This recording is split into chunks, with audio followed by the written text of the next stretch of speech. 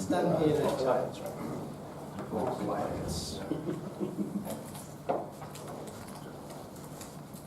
Okay, good evening everyone. For those of you who don't know who I am, my name is Phenix. I work for a company called ADA, which is a company that none of you would have heard of because it only rebranded last week. Prior to that, I worked for a company called Knowledge, a digital tech company. Tonight we have a talk about cryptocurrency blockchain. It's the third in a series. It's delayed a month. The first one was an OzCham event, which was run from a government point of view. The second one was a BCCT event, which was a legal point of view. And tonight it's a practical point. What is cryptocurrency, blockchain, and how do we use it in business? There is a change to our speakers because one of our speakers has got an interview tonight. We wish him well, he says, with his tongue in cheek. But we have a very, very good replacement. So I'll introduce who we have tonight. We've got Gareth Davies. Gareth is a director at the British Chamber. He brought a company called Fluxus to Thailand in 2015. And in doing so, he owned up the digital expertise of a British team to Southeast Asia. He's worked on large-scale products with clients like the BBC, TESS and UBI. And since being in Thailand, they've built Asia's largest media project, which was? RawPixel. Okay. Stock photography. Okay, and we also have our replacement, who is very gratefully received tonight. Thank you for turning this so late. We have Vacher, who is the CEO and founder of Information Assurance Platform, a company which drives cybersecurity solutions using the power of blockchains. He's also had a position of head of cybersecurity for organised, whose cryptocurrency is currently worth $930 million. He's been the chief technical officer for SOCOM and has provided cybersecurity for critical infrastructure and private enterprises across Asia. That's a bit of a mouthful. Will is going to give us a 15-20 minute introduction, and then we'll take questions. So over to you, Will. Okay, thank you. Can you hear me? Yeah. Very good. Everybody's okay. Can I stand? Is that okay? No. Certainly not. I haven't tested this yet. And it doesn't work. 1 second.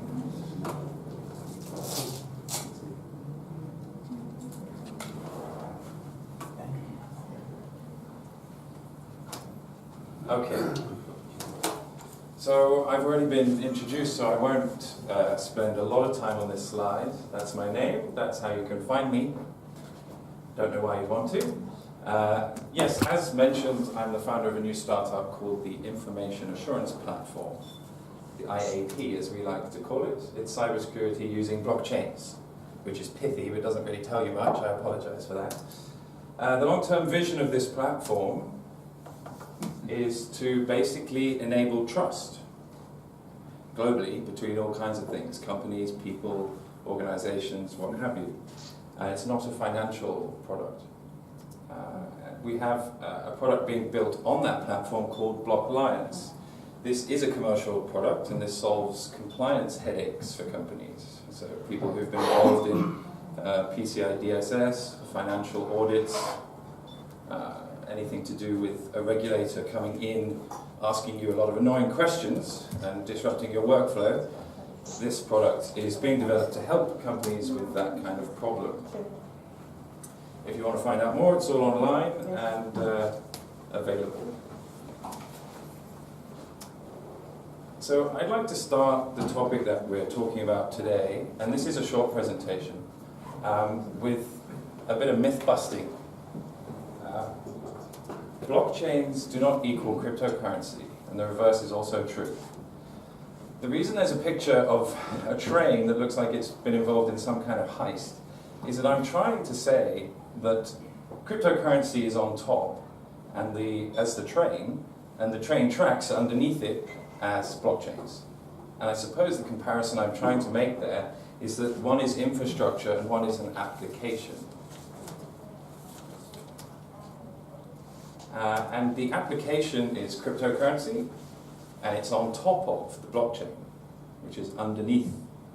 And that's an important distinction to make because it's a very common misconception right now that actually the power here, the revolution as it were, as some people like to call it, or the innovation is cryptocurrency. And actually that's not being particularly innovative at all. The power underneath that is this idea of a blockchain. And it has some power, yes. Is it going to change everything? Probably not. But it does have some uses, and we're going to talk about 3 of them for business today. Public blockchains are transparent, and they use cryptocurrency, again, sitting on top of them, to incentivize people to be involved in the network and help it run, which is something that a public blockchain needs to do.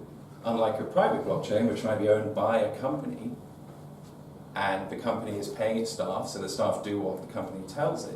In a public blockchain like Bitcoin, we all are, if we want to be involved, we all have to download a piece of software onto our computers that helps run and support the network. And the only reason we do that is because we might stand to gain something from it. And in the case of Bitcoin, that is, we might gain a bit of Bitcoin, which is not nice at today's prices. I think $6,900 when I left the house, probably gone up by 20 or down by 20% since then. They're permissionless, which means that anyone in the world has the same kind of access to them in a public blockchain. You can't control that. And that's a good thing for some people. It's a bad thing, and it presents some challenges for others. So what can blockchain do for business? Everyone tells you what they are, but what can they actually do? First, I won't tell you what they are because you've probably heard that a million times, but I will say that they're not a new thing. There was a patent on something called a notary digest chain by a company called Surety, which expired, coincidence or not, you tell me, about 7 months before Satoshi Nakamoto released his Bitcoin white paper to the world.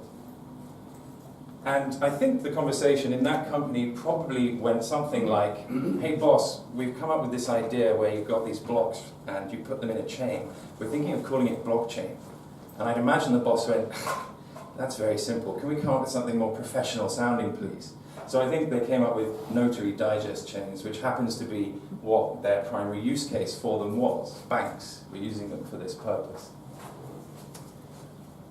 Currencies, as I mentioned, are just one application. They're interesting and useful, no doubt, and indeed my previous employer was a cryptocurrency, but there are some big problems with this kind of thing, and we're very much in the early stages, and people are making and losing huge amounts of money based on something that is not regulated, not completely understood, and the technology is frankly still very young. But I think the real value, and I'm not an expert, but in my opinion, I think the real value of blockchains is much further into the future and much deeper into society than money. And when it comes to businesses, which is what we're talking about today, there are 3 main things that I want to tell you about that if you understand, you'll be in a stronger position when you are faced with a blockchain idea or faced with a blockchain option at work or for your business to really understand it in a more confident way. So option 1 is the option to distribute some information. This is referred to as selective decentralization. You may be thinking, well, why would I want to give away my information? Well, one of the most recent use cases is healthcare. A big problem is sharing the health records of patients. So if your doctor in this location wants to share it for an emergency surgery that you need after a car crash with the hospital near, God forbid, you had the accident, they could do that with a blockchain in seconds. Whereas what happens now is a convoluted process of the right person being awake, in the right time zone, the paperwork being available, and at the very most sophisticated layer, somebody actually engaging with a computer, which may or may not have the data. The second thing that it can do for businesses is provide something called immutability, which I like to think of as cryogenically freezing things. It really just takes the data, whatever it may be, and puts it on ice. It surrounds it in ice. It freezes it to the extent that nobody else is able to come along and mess with it. Whether that's a hacker who wants to change, for example, the balance on a bank account, or somebody who wants to manipulate your personally identifiable information, manipulate your password hash to log in as you on social media. I mean, there are lots of reasons why people want to mess with the integrity of data. Blockchains for your business can actually provide you with a way of making that extremely difficult for the attackers to do.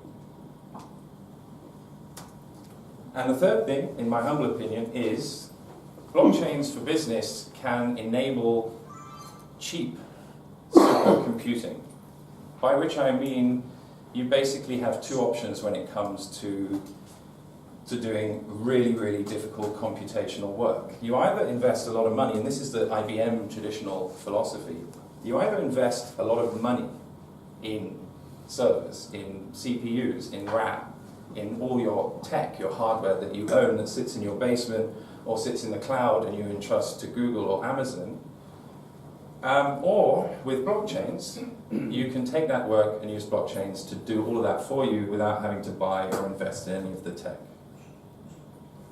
Now this bit is a bit future-looking. We haven't actually worked this bit out yet, and by we I mean the blockchain community. But that doesn't mean we're not going to, and I think it's a very interesting possible use case. And we are seeing it happen in limited ways already with artificial intelligence and machine learning. So I'm going to drill down one slide for each of those three, and then we'll be finished. The first one, if you recall, was the option to distribute some information, what they call selective decentralization. Here are some of the benefits. It's primarily around efficient trust, while retaining privacy and what should be control, which is missing there. Sorry about that. So efficient trust between the supply chain, the consumers, and the company. Efficient trust among the consumers of your product. Efficient trust between your corporate partners and yourself. Right now, they say, listen, you can take our word for it. Yeah, we're really big, right? We're bigger than you, and we own half your company anyway. But trust us, we're not gonna mess with what we arranged. Well, you don't have to have that kind of a conversation anymore, or at least that kind of a subtext. If you're using blockchains, everything that is being done procedurally, operationally, or put on paper, or put in books, or put on accounts, can be a part of that ledger. And nobody needs to take anything on anyone else's word, corporately speaking. From the regulators that we were mentioning earlier, the regulators can trust you much, much quicker and more implicitly using blockchains. Trust in individual statements that the company might release, and the operational procedures that they claim to have, or from the business point of view, operational procedures that we as the company may claim and want to promote because we know they're good, they're differentiators, they're things that set us apart from our competition. But marketing only goes so far to really assuring people of that. What if we could actually show them that we really do it without giving away our intellectual property, without pulling the curtain fully open, without revealing everything about how we do it? Blockchains provide the foundation to do exactly that. Trust in the findings of business, by which I mean, let's say somebody accuses a company of something, we can prove that we didn't do that, or we didn't have that data in our database at that time. Proving a negative is something that logicians will tell you is impossible. Blockchains actually allow you to do that for certain types of information. It's not a magic wand, but it vastly improves on the current state of affairs. The second one, if you recall, was the idea of freezing our data, putting it on ice, cryogenically freezing it like these poor guys here. Immutability, it's all about data integrity, data provenance, and ownership. Some of the benefits are, it ensures that your data cannot be changed. You may be thinking, well, I already am sure that my data cannot be changed because it's in a database that I pay 30,000 US per year for the license of, and I pay staff and security team several million back to look after it. They're very good, they're very nice to me, you know, and I'm sure they're good at their job, so who's going to change my data? Well, the sad fact is that in the internet age, we see stories every day of the week where even with the best staff, the best products, the best defenses, and all the spending in the world, hackers still get in. And quite often it's not external hackers, it's internal threats or internal accidents that cause data to be lost, to be changed. It's bad enough when the entire sort of credit card information of everyone in America was released a few months ago, but what about those subtle things where someone changes just one record in a database that matters because they want to benefit their friend, they want to benefit their parents going through a hard time? I can say this sort of thing happens a lot more than you might imagine. But with blockchains, that's no longer a threat. Why? So, Why? because the immutability of the blockchain, I can answer now? Yeah. It's a really good question. And it's down to the fundamental nature of how blockchains work. So blockchains have a ledger, or a database, if you like, of information that instead of being in one place, under one person's control, it's in multiple places, under multiple people's control. And there's a protocol, or a set of rules, that determines how we update, delete, add to, or change the records in that ledger. And the security of that distributed ledger depends on some of the things we can go into later, but that's basically the fundamental aspect of it. So in the case of Bitcoin, we're talking about a banking ledger of everybody's account balances that is on 380,000 different computers all around the world who speak the same set of rules about how to maintain it. So that's basically, and it's sort of in a nutshell. Another benefit is that it provides information assurance to auditors in a way they can verify. So these guys who come in, these guys and girls who come into our companies, and it's their job to check that, you know, we're really doing things the way that we are for the benefit of the consumer, or to meet the Bank of Thailand's regulations, as, you know, if you're handling credit cards, the e-money license, or if you're handling Thai citizen data, you've got to worry about the, is it Core 5, 7? I forget. There are multiple things. Every country's got different ones. But currently, the auditor, the government, the regulator, the authority have to send somebody in. It costs a lot of money. It takes all week. Everybody's work gets disrupted. It's exceptionally boring. I've done it hundreds of times. I can see a few of you are nodding. Yes, that's right. With blockchains, they don't have to come in. They can sit at their laptop, wherever they work, and verify everything they have to verify from there. And you can prove everything you need to prove from where you are and get on with your day, which is pretty wonderful for anyone who's actually been through a compliance or audit check, because yes, they can be painful, as I say. And the proof we're talking about, by the way, just to be clear, is mathematical proof. So they don't have to trust in you or your boss or your company. They don't have to trust in anything other than the axiomatic truth that 1 + 1 = 2. And if they don't believe in that, I think you've probably got bigger problems. The final benefit for this immutability quality is the idea that we can have backups of our data which actually we don't have the ability to destroy, which if anyone's had a data loss in their professional past will know these things can be very scary. With blockchains, you can have your database where your important sensitive data is. You can also have your backup in the cloud, perhaps. You can have another backup. If you're very cautious, this might be in another country or another state or another city. Now you can have a backup on the blockchain in a way that retains the confidentiality that none of your staff, regardless of their level of access to that data, can accidentally or otherwise delete. So it's another layer of data redundancy. Third and finally, we talked about cheap supercomputing. Well, as you may have guessed, it's about fast, efficient, reliable, cheap supercomputing. What do we mean by that? Have you got a really big problem? You've got a really big amount of data. You've got a really expensive, and by expensive I mean expensive in computational terms. It's going to take a long time. It's going to need a lot of processing power. It's going to need a lot of electricity. It's going to need a lot of memory. You're going to have to upgrade all your systems to run this special software. If you've got a big problem, you're probably looking at an expensive answer in the traditional business sense anyway.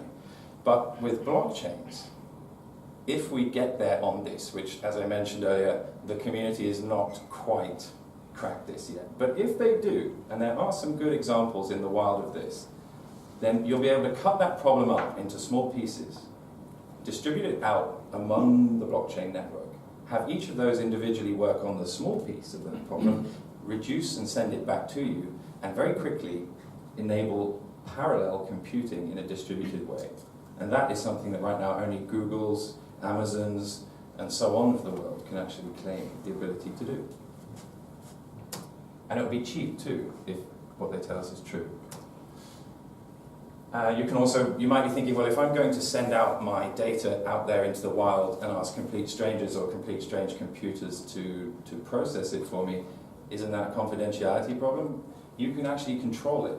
And isn't that a problem with knowing that they actually did the right computing? Because I wasn't controlling that. Well, thanks to modern cryptography, there is actually a way, several ways, to verify that the computing another node or another part of that network did for you. When you cut up your big problem and you sent one piece here, one piece there, one piece there, you can verify mathematically in each case that the answer they send you back from their computer is correct, and you can do that cheaper and quicker than it would take you to actually redo the computing they did for you. And this is something called a succinct computational integrity proof. It's quite a mouthful. Yeah, it's not an easy thing to say, right? So that's modern cryptography. Combined with blockchains allows that kind of a benefit. So yeah, I've mentioned those points, and that's it. The final slide is an example of what I've been rabbiting on about. I mentioned at the start BlockLiance is a company that is solving these compliance problems using blockchains for companies. So the problem we're trying to solve with this is the regulatory and compliance headache. The example solution is BlockLiance. It's targeted at these things, which some of you may have seen before. The big one everyone's talking about right now in business land is GDPR. Who's heard of GDPR? Nobody's smiling while they admit that. I don't blame you, because it's going to be painful. It's the European General Data Protection Regulations. Even if you're here in Thailand, did I get it right? It comes out in May, right? Comes out in May, quite right, quite right. Right, so very soon. And even if you're in Thailand and you have no intention of doing business in the EU, if one of your customers signs up from an EU citizen member country, you have to comply with this. Painful. It saves time and money using blockchains for the companies themselves, for the regulators and authorities who have to come in and assess them, and it also gives the authorities data that they can use to see actually how useful are these regulations in practice. It enables trust, and it saves a lot of money on average. The Ponemon Institute worked out that most corporations, or the average corporation, spent $3.5 million US per year on this kind of thing. So I hope those three things have given you something to think about when across your desk there comes some kind of blockchain related question or product or something. Perhaps now you'll be able to be in a position to think a bit better about how these could benefit your business, and if you have any questions about this, well, I suppose that's what we're here to talk about today, but I'd be happy to help with that too. So thank you very much for listening.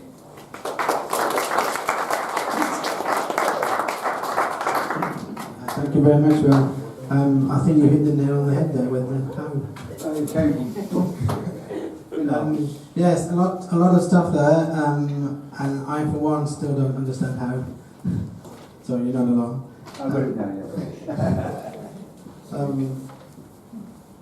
Do we have any questions from the audience before I ask the questions? Who are the regulators? Like in the example that you gave about healthcare, transfer of data, is it the healthcare industry that would be the regulator? Is it some sort of telco that would be the regulator? What arm of the government would be the regulator? So, great question. I guess all the above, but I'll give you some specific examples.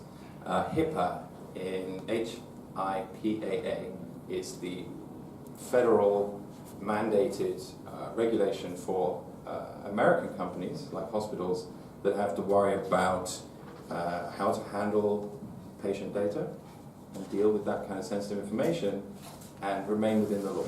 So that's a big one. If your company handles that or deals with that in any way, you'll probably have to be audited under that regulation.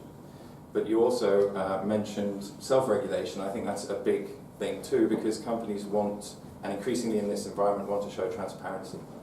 So the ability to say, hey, we don't actually have to, but have a look at how we do things, that's a good thing for company image, and it's a good thing probably for the consumer.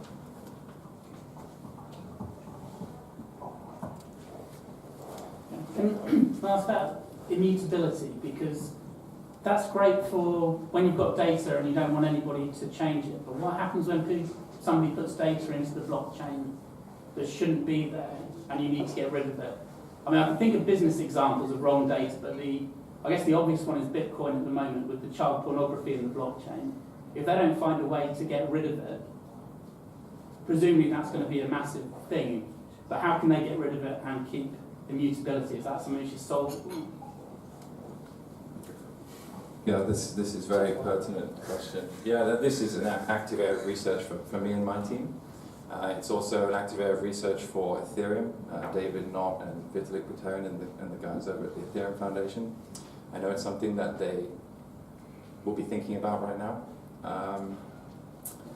I wish I had a good answer for you.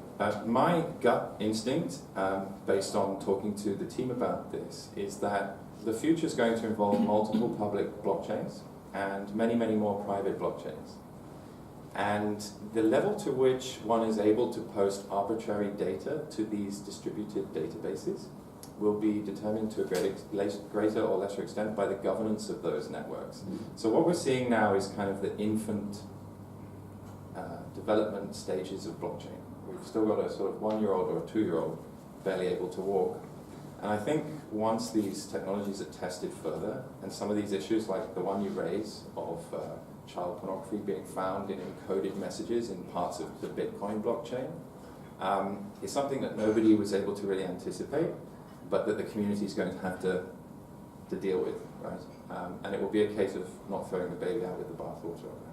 But I think when we get to the next stage, we'll see blockchains that are a little bit more prescriptive about the usage and permissions and applicability, which of course is not something that the die-hard decentralists want to hear, right? But I think that would tally with examples of other technologies such as the internet in their early days compared to now. But it's a really interesting question, and yeah, I don't know the answer. Do you want to comment on that, Gareth? No. I was just interested, is blockchain the revolution that the internet was for the computer world or the IT world? If so, I assume governments are using it already and other high level of business? For sure. Yeah, our governments are using it, and I think will increasingly do so. We talk about the sharing of data and immutability. You use the example of doctors sharing data across hospitals. I can't remember, there was quite a few examples now I've seen where governments are using it to share, for example, data across different departments, and I think they will continue to do so. Is it as groundbreaking as computers? I don't think so, because we don't really know exactly quite how far we can take the technology, where the practical uses are going to be. I think it's kind of an addition of. But like I said, we're still in its infancy. We don't know quite how far we can take it yet. No.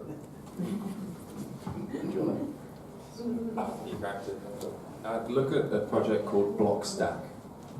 Blockstack is a project that's actually aiming to build the next generation internet on blockchains, which is quite interesting.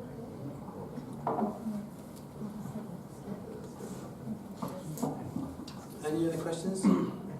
The healthcare example that you were talking about, is this the news from a couple of days ago about the American, is it United Health, they're called, or something, that are putting their records on blockchain, or is there something else?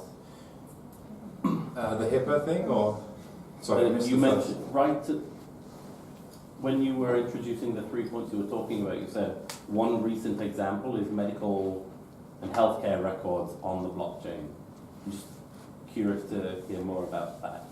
Yeah, it's one of the most obvious from the point of view of people who are already involved in blockchain. It's one of the most obvious next steps after the money thing. Because it speaks so strongly to the immutability quality. And that's a problem when people's medical records get lost, or someone can't read the doctor's handwriting, or the nurse misreads it while typing it into the computer. Well, I think these days the doctor does his own typing, right? At least in the West.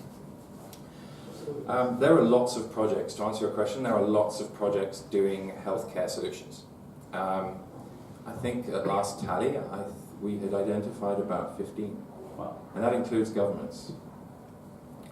We're working with a hospital that I can't mention who right now because we haven't signed off on it, but we're working hopefully soon with a hospital ourselves to do a similar thing but more based around cybersecurity. But I think the Estonian government may be working to actually develop a blockchain that will hold their own citizens' medical data on. So there's lots of projects like that. And I can give you a few to look at after if I remember.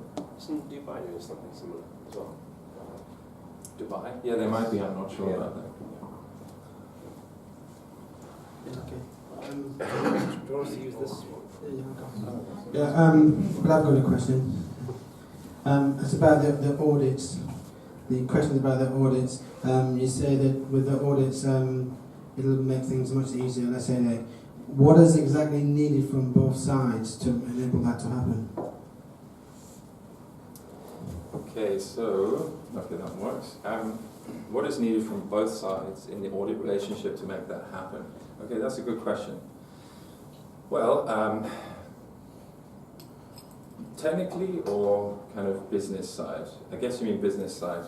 You need to obviously have worked out how you're going to sell that product or how you're going to enter into that market, right? In the case of BlockLines, we're going through consultants like Big Four, KPMG, Deloitte Touche, etc., and also companies like BDO we're hoping to partner up with. And once they have that kind of vote of confidence in a product like this, it will require them to essentially install a piece of software, actually in 3 locations at a minimum, that creates a private blockchain inside the company's firewall, so the company is 100% in control of that. And what happens in a nutshell is this private blockchain sits inside the company infrastructure, logging everything that the company is doing that's relevant to that framework, to that regulation. Anything that speaks to one of the rules that they have to follow is logged.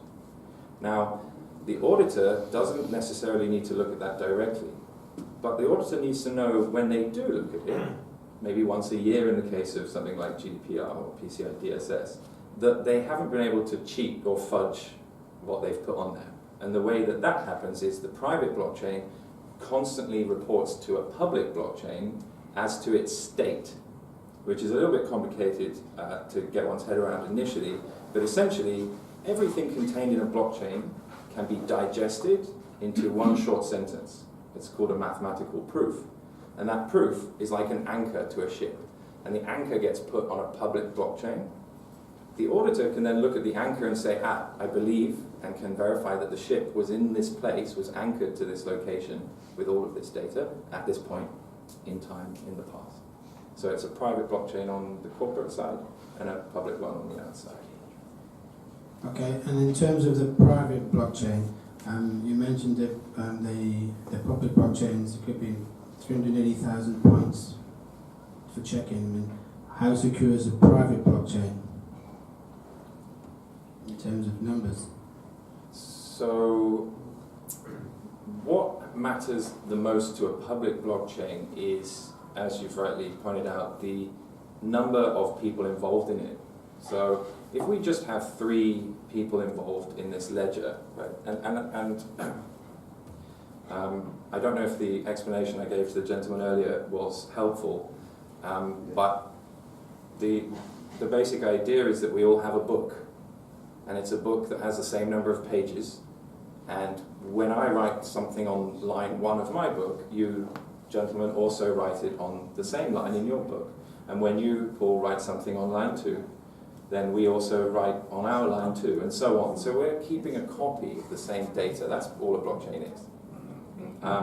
Now, when there's only 3 of us, the security of this chain is not very strong, because if Mr. Millionaire over here comes along and offers all of us a lot of money in a yacht in order to delete his very small bank balance and actually give him a lot of money, then I know you wouldn't, Paul, but I'd be tempted.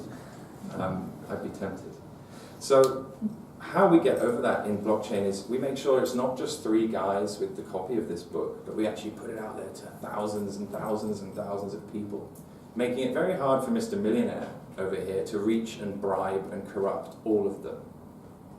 And in fact, in blockchain terminology, the general thinking is the security is breached, is broken, when someone is able to corrupt more than 51% of the people involved, which, if you think about it on a global scale, is very difficult to do.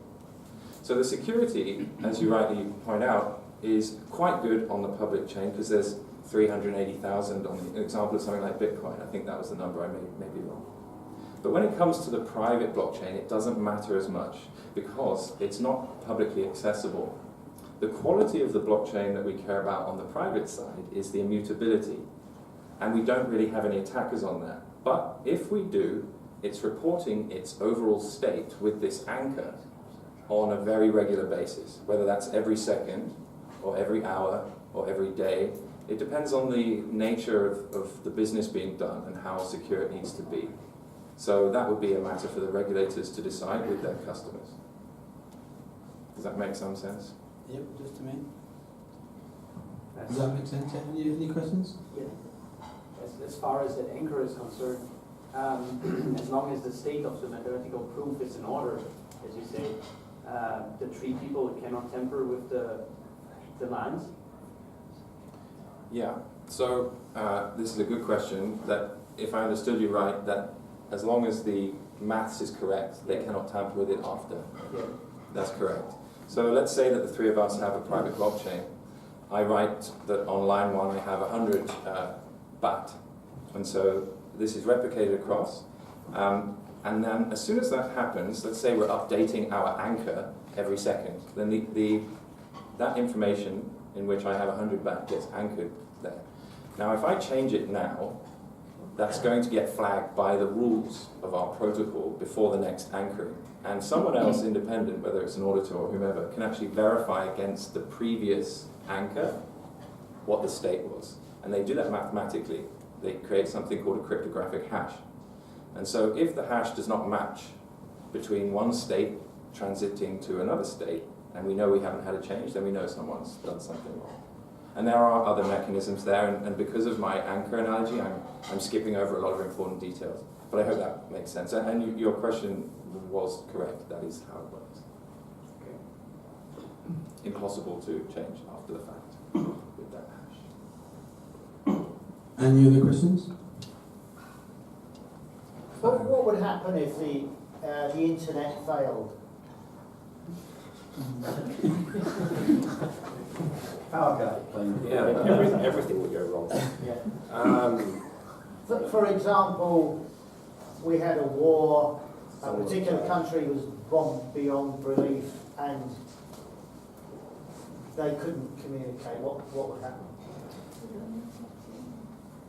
Well, I think that's why blockchain is quite nice, because it's distributed. So if one country's internet goes out, we have that ledger that every other country should have. Yeah, so if we have, that's why blockchain is quite nice. If we have one country or one node that goes down, all of the other nodes should still be up. So unless we had a total blackout with everything everywhere, the blockchain would still sort of apply. I think that is why it's quite nice. You don't rely on one person. There is no single point of failure, and it's not controlled by a single entity. So it's distributed. It's well formed, and we shouldn't necessarily all go out at the same time. Well, I think we might, but I think we'd have much bigger problems then anyway. I guess that's the same way as the internet. If the internet goes down in one country, it's still Yes. How hard is it to destroy the internet? Quite. Very, very hard. Do you have a comment, Will? No, I think that was a good answer. Okay. Any other question? Two more. Okay. Since we're going on the questions on the crazy side, solar flash, whatever, everything got shut down in the world for 10 minutes and then came back alive.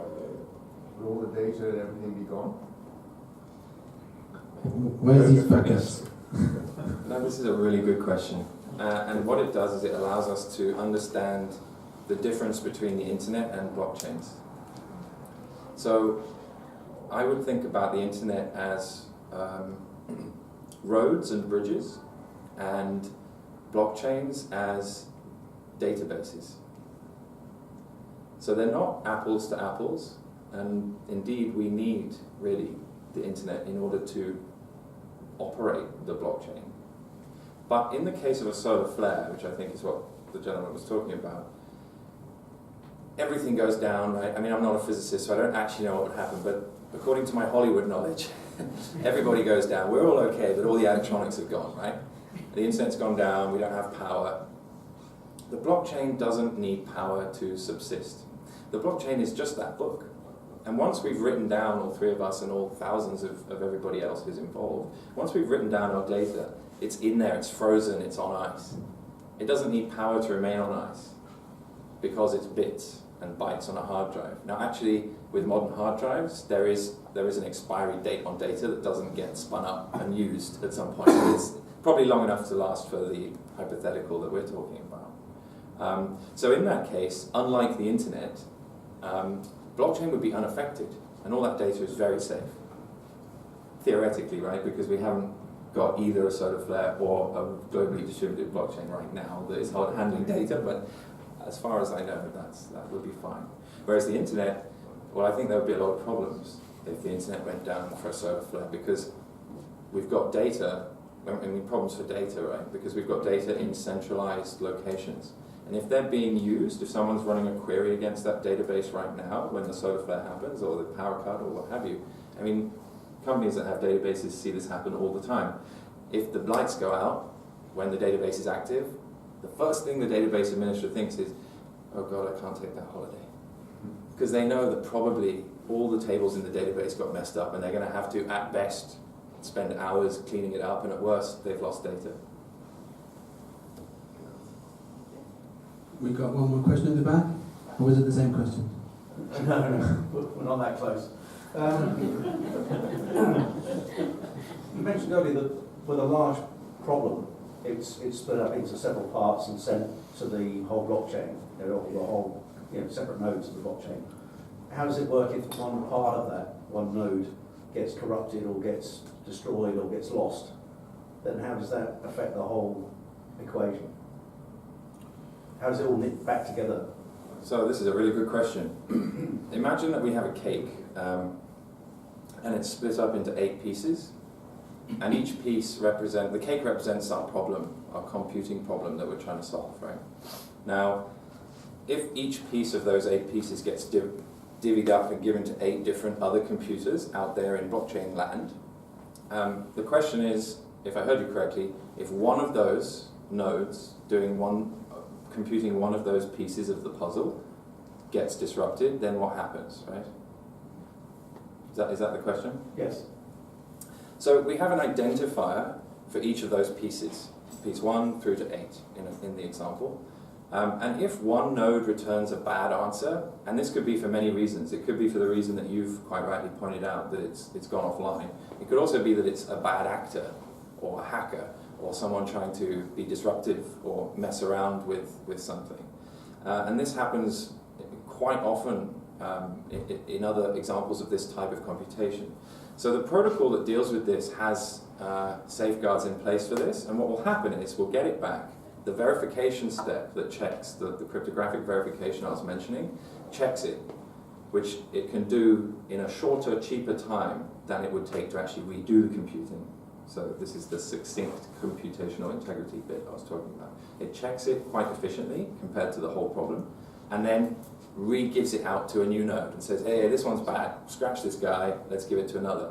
So it adds a little bit of time to the whole process, but because you're talking about massively distributed parallel computing, it's still so much faster than running it all on a really big mainframe in a data center, in a centralized model. Thanks.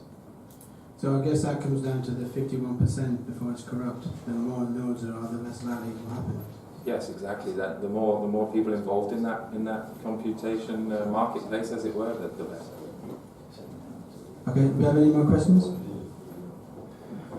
If a company needs to increase its IT department to handle the oncoming blockchain setup, what's the skill set? Is it software engineers? Is it network engineers? Would you like to? You probably know more than me. I think you know more than me. I think it's a mix. So a lot of I don't do any development anymore, and I haven't done since blockchain's been a thing. Quite a few of my friends do it, and they've spent a long time trying to work out how tokens and blockchain works. I guess it depends on what your company is trying to do. I think that's really an important question. Unless you've already worked it out, just saying we need to have blockchain is maybe not the best way to go about it, because it's got to solve a particular problem. I think once you've got that, then you need to work out how you're going to use it in the company. Is it to transmit data? Is it to keep a record of particular bits of data for an audit? And I think once you've got that, you then work out the skill set you're going to need. But it's going to be software developers. You probably will need some sort of security specialist, and I don't know what else you'll need on top of that. But I guess you'll need the infrastructure and probably some sort of administrators. Yeah, I think you hit the nail on the head there. It does depend what you're doing. If you're making blockchains, you need software developers who speak the language of the particular problem that you're talking about. So different types of blockchain language or programming language lend themselves to different types of blockchains for different kinds of problems. So it does very much depend. But if you're just talking about dealing with blockchains insofar as blockchains are going to be impacting you or part of the product that you're involved in,